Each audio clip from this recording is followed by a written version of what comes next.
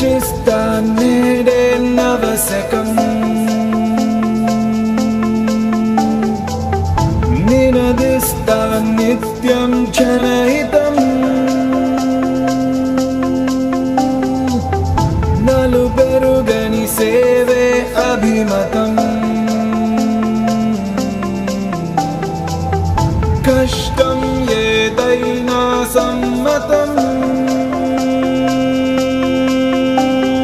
భారత్ అనే నేను